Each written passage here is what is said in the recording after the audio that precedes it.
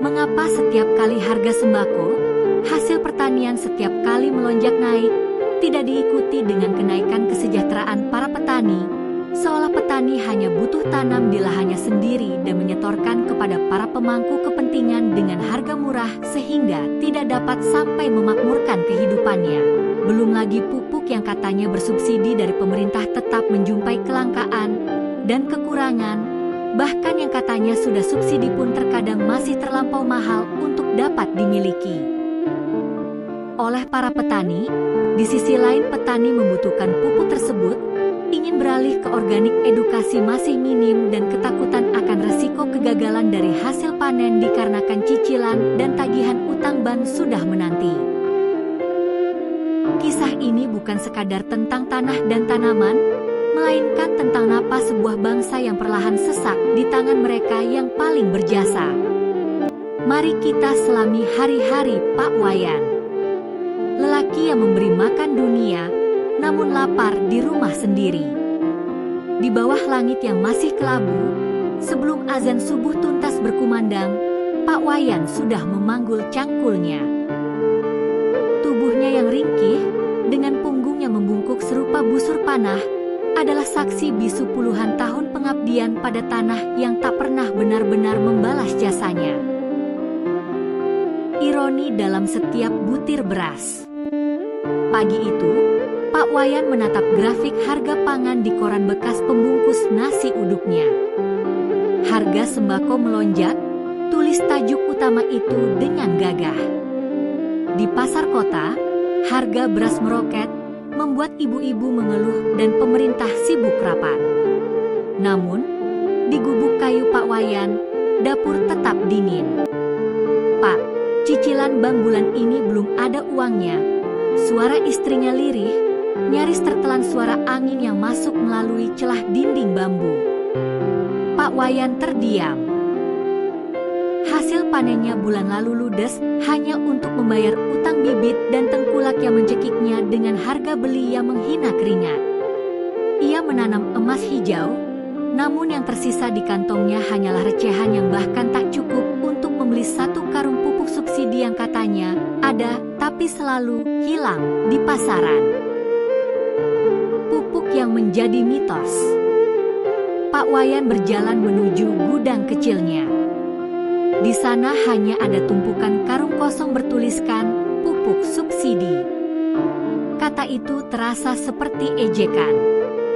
Baginya, pupuk subsidi adalah hantu, sering dibicarakan tapi jarang menampakkan diri. Kalaupun ada, harganya sudah dimainkan hingga melampaui kemampuan tangannya yang kasar. Ia sempat melirik tanaman organiknya yang layu di sudut ladang. Ia ingin beralih, ingin lepas dari ketergantungan kimia. Namun, edukasi yang ia terima hanyalah brosur-brosur tanpa pendampingan. Ketakutan akan gagal panen menghantuinya setiap malam. Baginya, gagal panen bukan sekadar kehilangan padi, tapi berarti penyitaan lahan oleh bank yang sudah mengirim surat peringatan berwarna merah. Mogoknya sang penjaga kehidupan. Suatu siang, Pak Wayan duduk di pematang sawahnya, menatap hamparan padi yang mulai menguning.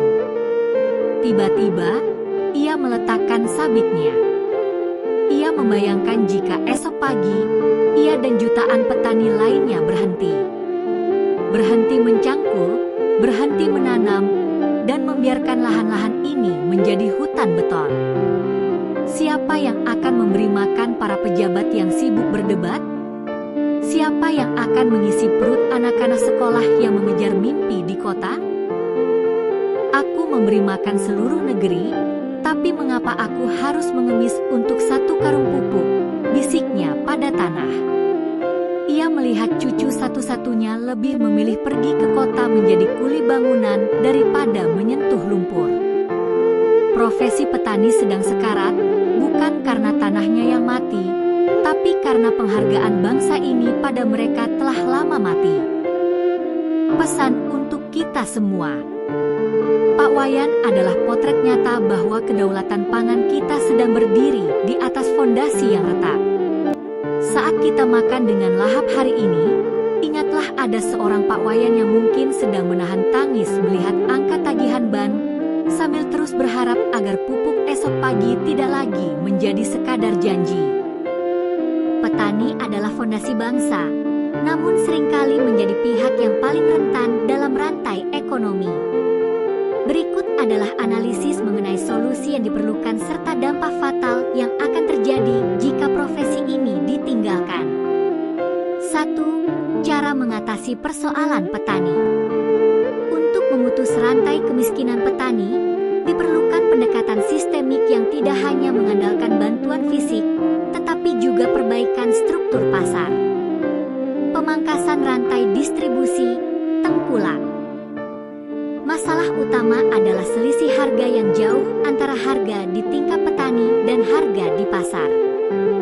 Pemerintah perlu memperkuat peran BUMDes atau koperasi petani untuk menyerap hasil panen secara langsung agar petani memiliki daya tawar lebih tinggi. Digitalisasi pertanian, Agritech penggunaan aplikasi untuk memantau harga pasar secara real-time dan menghubungkan petani langsung ke konsumen akhir, B2C, dapat meminimalisir permainan harga oleh spekulan. Reformasi subsidi distribusi pupuk. Mengubah skema subsidi input, pupuk, menjadi subsidi output, harga jual yang dijamin. Selain itu, sistem distribusi harus diawasi dengan teknologi blockchain atau penataan tunggal yang akurat agar tidak terjadi kelangkaan di tingkat bawah. Edukasi organik jaminan gagal panen. Transisi ke organik membutuhkan masa pemulihan tanah di mana hasil panen mungkin menurun sementara. Pemerintah harus hadir melalui asuransi pertanian yang menanggung cicilan utang petani jika terjadi kegagalan selama masa transisi ini. Kredit usaha rakyat, KUR, yang humanis.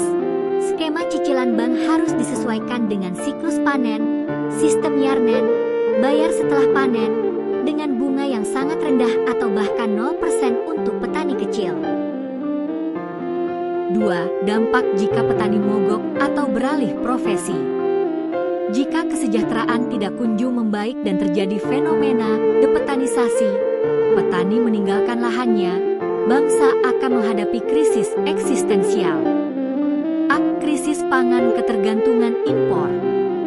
Tanpa petani lokal, negara akan sangat bergantung pada impor. Hal ini membahayakan kedaulatan bangsa karena harga pangan dalam negeri akan sangat dipengaruhi oleh fluktuasi mata uang asing dan kebijakan politik negara pengekspor. B. Inflasi tak terkendali. Kelangkaan stok pangan di pasar akan memicu lonjakan harga yang ekstrim. Bahan pokok, sembako, yang mahal akan menurunkan daya beli masyarakat secara keseluruhan dan bisa memicu stabilitas sosial yang goyah. C. Ledakan pengangguran di kota. Petani yang beralih profesi biasanya akan melakukan urbanisasi ke kota untuk menjadi buruh kasar. Hal ini akan menambah beban sosial di perkotaan, meningkatkan jumlah pemukiman kumuh, dan pengangguran karena tidak seimbangnya keahlian dengan lapangan kerja yang ada. D. Hilangnya pengetahuan lokal, indigenous knowledge. Bertani bukan sekadar pekerjaan, tapi ilmu yang diwariskan. Jika generasi muda berhenti bertani, kita akan kehilangan pengetahuan tentang cara mengelola tanah lokal, pola tanam, dan benih-benih unggul tradisional yang tahan terhadap iklim setempat. Kesimpulannya, masalah petani bukan karena mereka tidak bekerja keras, tapi karena sistem yang membuat mereka terus kalah. Jika rantai distribusi dipangkas, subsidi diperbaiki, dan petani diberdayakan, maka Pak Wayan tidak perlu lagi memilih antara bertahan hidup atau meninggalkan tanah yang selama ini ia jaga. Karena sejatinya, menyelamatkan petani adalah menyelamatkan masa depan bangsa.